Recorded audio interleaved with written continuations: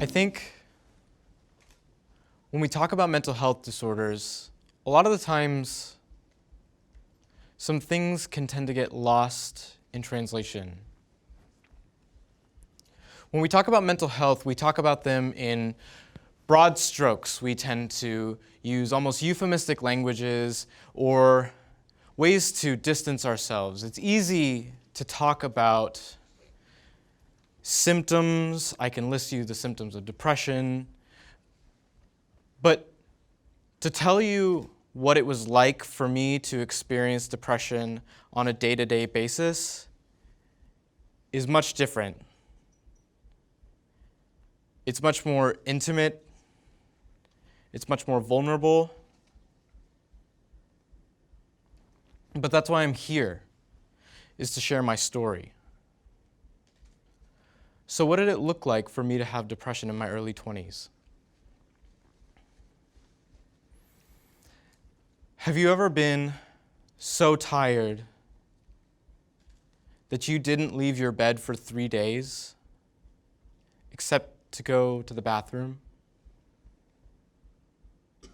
And in that time, you're so depressed that even getting out of bed to go get food is difficult. So you reach across your bed to an open jar of Nutella, and you bring it close, and you don't even have a spoon, so you take a finger and you just scoop it into your mouth. And you do that for 3 days straight. I would find that a lot of the times I would spend hours watching TV and playing games on my phone, ignoring all other responsibilities, not because it was something that I liked to do. It was because those things provided just enough distraction from myself, from my own mind, that I didn't feel like a prisoner in my own body and a prisoner in my own mind.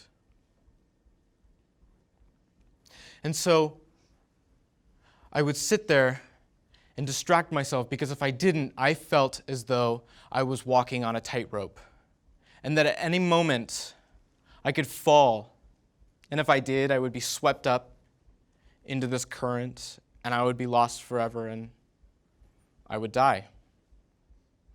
It wasn't logical, but I genuinely believed that. And so I would sit there for hours distracting myself. And this presented itself in so many other ways outside of my life. I found that even with friends, I couldn't enjoy hanging out with them. I would smile and I would laugh. But on the inside, I just felt like this hollow husk of a person. Like there was just this deep, abiding sadness that would never leave me. And I felt that for a year. For over a year, I never experienced a single positive emotion. I don't know if you know what that's like, but that is incredibly distressing. But my story doesn't end there. My amazing parents helped me find a psychiatrist. And over a year, I tried 10 different medications, and I finally found a medication that worked. And it was like I was flying above Portland in the clouds, and then all of a sudden you break above the cloud line and you see the sun, and you're like, oh, the sun actually does exist. But that was what it was like emotionally. I was able to finally feel a positive emotion. Now, that's not everybody's experience, but it was mine. And so now, I'm a clinical psychology PhD student, and I study depression. And I remember when this happened, this was so intriguing to me, because I thought, oh, well, this tells me that if medication was the solution, then mental health must be biologically based. that there must be some simple explanation. If we can just figure out what that is, then we can solve mental health. And that seems so simple. But there's a part of my story that complicates that. I'm gay. And when I was 20, I did not want to be. I was trying everything I could to not be gay. And it wasn't until years later when I was in therapy that I realized how much that contributed to my depression.